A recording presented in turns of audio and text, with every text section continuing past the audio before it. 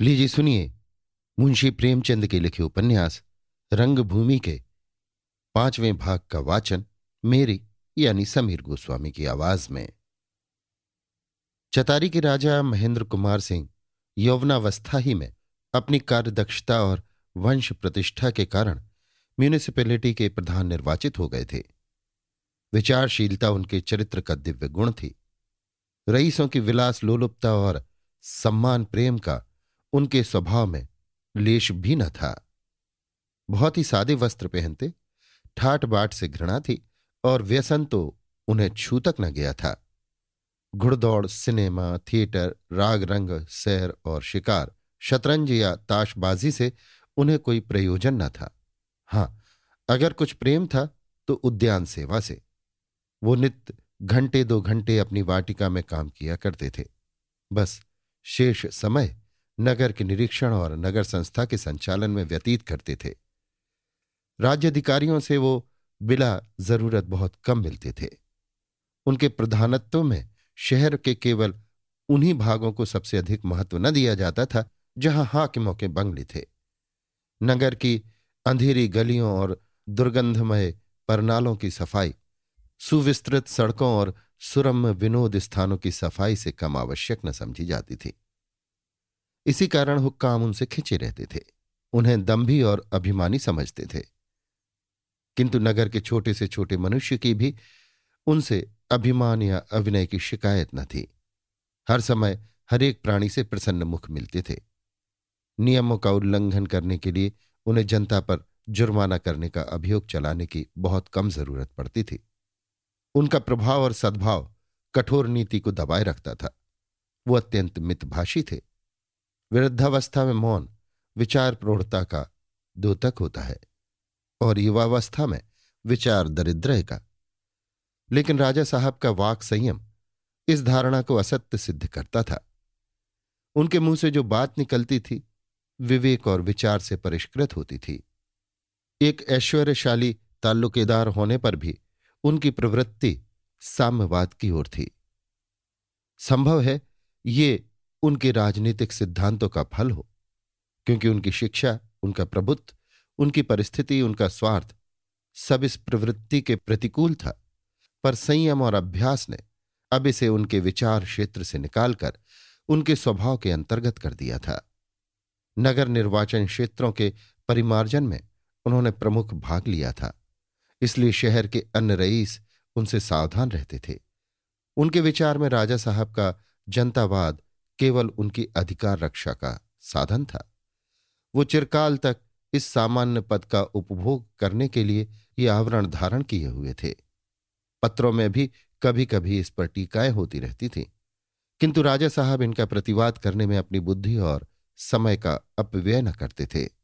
यशस्वी बनना उनके जीवन का मुख्य उद्देश्य था, पर वो खूब जानते थे कि इस महान पद पर पहुंचने के लिए सेवा और निस्वार्थ सेवा के सिवा और कोई मार्ग नहीं है। प्रातःकाल था। राजा साहब स्नान ध्यान से निवृत्त होकर नगर का निरीक्षण करने जा ही रहे थे कि इतने में मिस्टर जॉन सेवक का मुलाकाती कार्ड पहुंचा। जॉन सेवक का राज्य अधिकारियों से ज्यादा मेलजोल था। उनकी सिगरेट कंपनी के हिस्सेदार भी अधिकांश अधिकारी लोग थे। राजा साहब ने कंपनी की नियमावली देखी थी, पर जॉन सेवक से उनकी कभी भेंट न हुई थी। दोनों को एक दूसरे पर वो अविश्वास था जिसका आधार अफवाहों पर होता है। राजा साहब उन्हें खुशामदी और समय सेवी कहते थे। जॉन सेवक को वो एक रहस्य प्रतीत होते थे। किंतु राजा साहब कल इंदू से मिलने गए थे। वहां सोफिया से उनकी भेंट हो गई थी। जॉन सेवक की कुछ चर्चा आ गई। उस समय मिस्टर सेवक के विषय में उनकी धारणा बहुत कुछ परिवर्तित हो गई थी। कार्ड पाते ही बाहर निकल आए और जॉन सेवक से हाथ मिलाकर अपने दीवान खाने में ले गए। जॉन सेवक को वो किसी योगी की कुटी सी मालूम हुई, जहां अलंकार सजावट का नाम भी न था। चंद कुर्सियों और एक मेज के सिवा वहां और कोई सामान न था। हां, कागजों और समाचार पत्रों का एक ढेर मेज पर तितर बितर पड़ा हुआ था। हम किसी से मिलते ही अपनी सूक्ष्म बुद्धि से जान जाते हैं कि हमारे विषय में उसके क्या भाव हैं। मिस्टर सेवक को एक क्षण तक मुंह खोलने का साहस न हुआ। कोई समयोचित भूमिका न सूझती थी। एक पृथ्वी से और दूसरा आकाश से इस अगम्य सागर को पार करने की सहायता मांग रहा था। राजा साहब को भूमिका तो सूझ गई थी। सोफी के देवोपम त्याग और सेवा की प्रशंसा से बढ़कर और कौन सी भूमिका होती, किंतु कतिपय मनुष्यों को अपनी प्रशंसा सुनने से जितना संकोच होता है, उतना ही किसी दूसरे की प्रशंसा करने से होता है। जॉन सेवक में यह संकोच न था। वो निंदा और प्रशंसा दोनों ही करने में समान रूप से कुशल थे। बोले, आपके दर्शनों की बहुत दिनों से इच्छा थी, लेकिन परिचय न होने के कारण ना आ सकता था। और साफ बात यह है, मुस्कुराकर, आपके विषय में अधिकारियों के मुख से ऐसी ऐसी बातें सुनता था जो इस इच्छा को व्यक्त न होने देती थी। लेकिन आपने निर्वाचन क्षेत्रों को सुगम बनाने में जिस विशुद्ध देश प्रेम का परिचय दिया है, उसने हाकिमों की मिथ्याक्षेपों की कलई खोल दी। अधिकारियों के मिथ्याक्षेपों की चर्चा करके जॉन सेवक ने अपने वाक् चातुर्य को सिद्ध कर दिया। राजा साहब की सहानुभूति प्राप्त करने के लिए इससे सुलभ और कोई उपाय नहीं था। राजा साहब को अधिकारियों से यही शिकायत थी। इसी कारण उन्हें अपने कार्यों के संपादन में कठिनाई पड़ती थी, विलंब होता था, बाधाएं उपस्थित होती थीं। बोले, ये मेरा दुर्भाग्य है कि हुक्काम मुझ पर इतना अविश्वास करते हैं। मेरा अगर कोई अपराध है तो इतना ही कि जनता के लिए भी स्वास्थ्य और सुविधाओं को उतना ही आवश्यक समझता हूं जितना हुक्काम और रईसों के लिए। मिस्टर सेवक महाशय, इन लोगों के दिमाग को कुछ न पूछिए। संसार इनके उपयोग के लिए है और किसी को इसमें जीवित रहने का भी अधिकार नहीं है। जो प्राणी इनके द्वार पर अपना मस्तक न घिसे वो अपवादी है, अशिष्ट है, राजद्रोही है। और जिस प्राणी में राष्ट्रीयता का लेश मात्र भी आभास हो, विशेषतः वो जो यहां कला, कौशल और व्यवसाय को पुनर्जीवित करना चाहता हो, दंडनीय है। राष्ट्र सेवा इनकी दृष्टि में सबसे अधम पाप है। आपने मेरे सिगरेट के कारखाने की नियमावली तो देखी होगी। महेंद्र, जी हां, देखी थी। जॉन सेवक, नियमावली का निकलना कहिए कि एक सिरे से अधिकारी वर्ग की निगाहें मुझसे फिर गईं। मैं उनका कृपाभाजन था। कितने ही अधिकारियों से मेरी मैत्री थी, किंतु उसी दिन से मैं उनकी बिरादरी से टाट बाहर कर दिया गया। मेरा हुक्का पानी बंद हो गया। उनकी देखा देखी हिंदुस्तानी हुक्काम और रईसों ने भी आनाकानी शुरू की। अब मैं उन लोगों की दृष्टि में शैतान से भी ज्यादा भयंकर हूं। इतनी लंबी भूमिका के बाद जॉन सेवक अपने मतलब पर आए। बहुत सकचाते हुए अपना उद्देश्य प्रकट किया। राजा साहब मानव चरित्र के ज्ञाता थे, बने हुए तिलकधारियों को खूब पहचानते थे। उन्हें मुगालता देना आसान न था, किंतु समस्या ऐसी आ पड़ी थी कि उन्हें अपनी धर्म रक्षा के हेतु अविचार की शरण लेनी पड़ी। किसी दूसरे अवसर पर वो इस प्रस्ताव की ओर आंख उठाकर भी न देखते। एक दीन दुर्बल अंधे की भूमि को, जो उसके जीवन का एकमात्र आधार हो, उसके कब्जे से निकालकर एक व्यवसायी को दे देना उनके सिद्धांत के विरुद्ध था।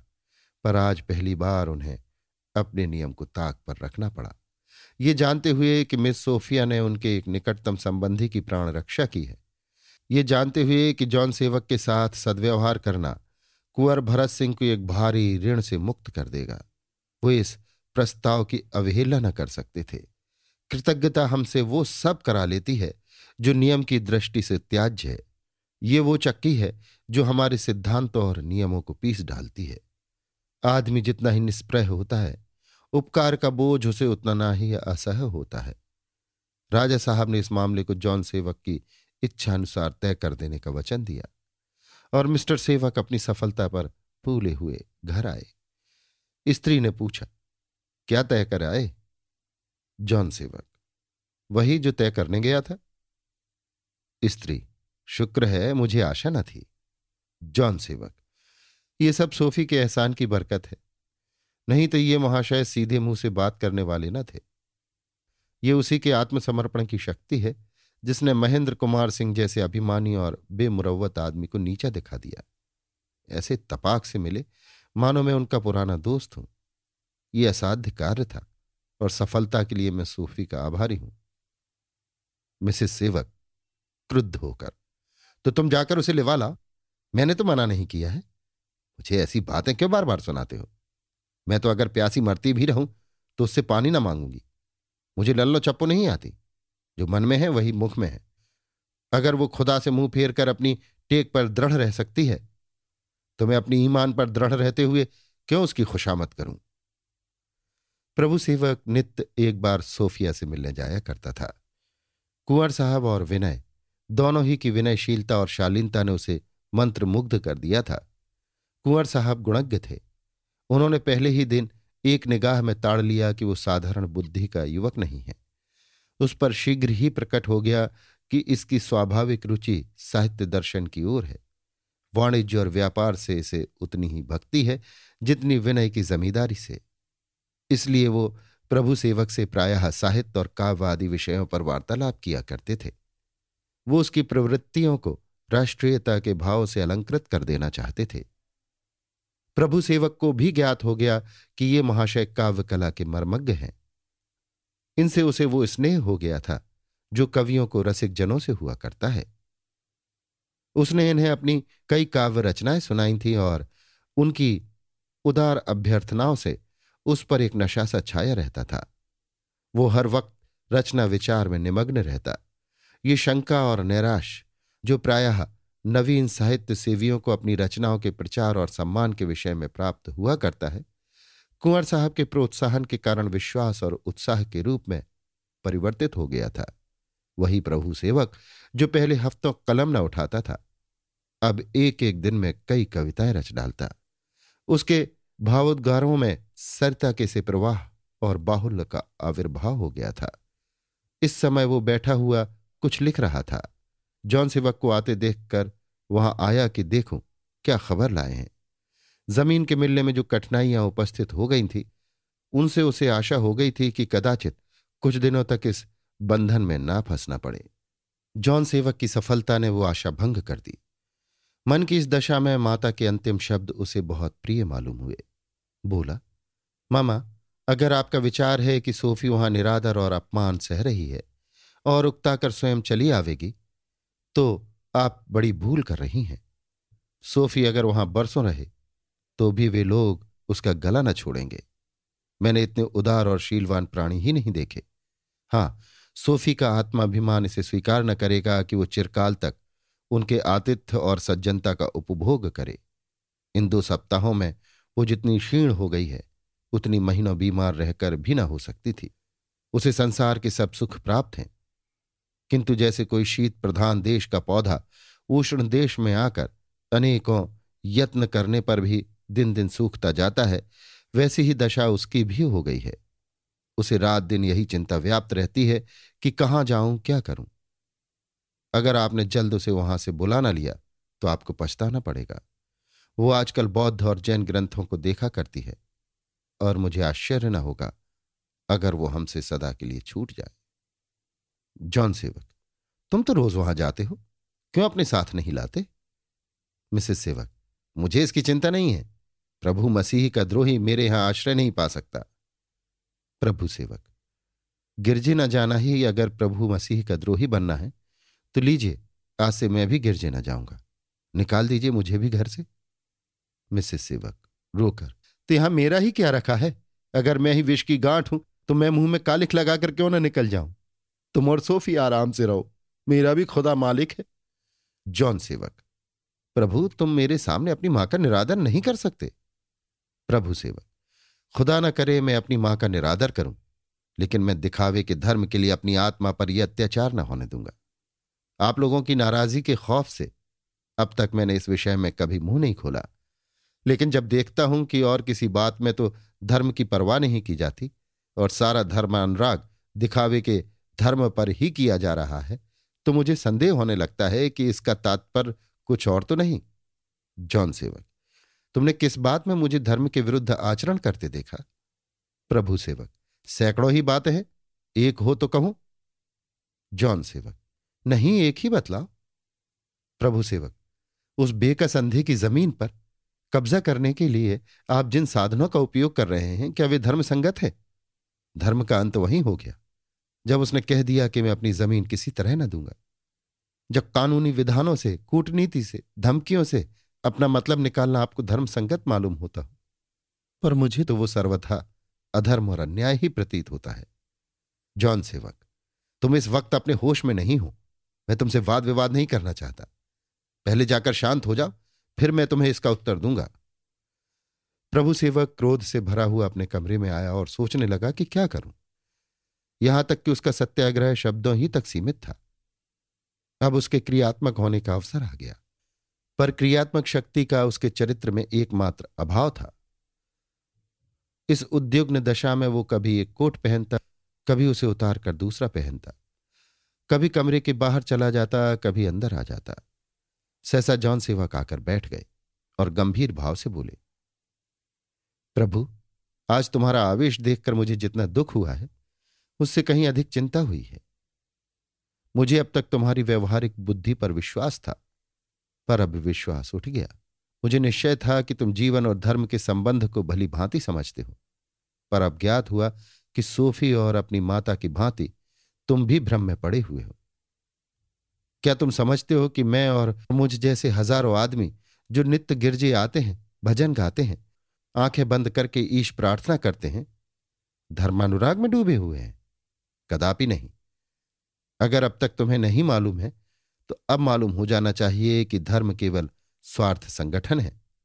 संभव है तुम्हें ईसा पर विश्वास हो, शायद तुम उन्हें खुदा का बेटा या कम से कम महात्मा समझते हो, पर मुझे तो ये भी विश्वास नहीं है। मेरे हृदय में उनके प्रति उतनी ही श्रद्धा है जितनी किसी मामूली फकीर के प्रति।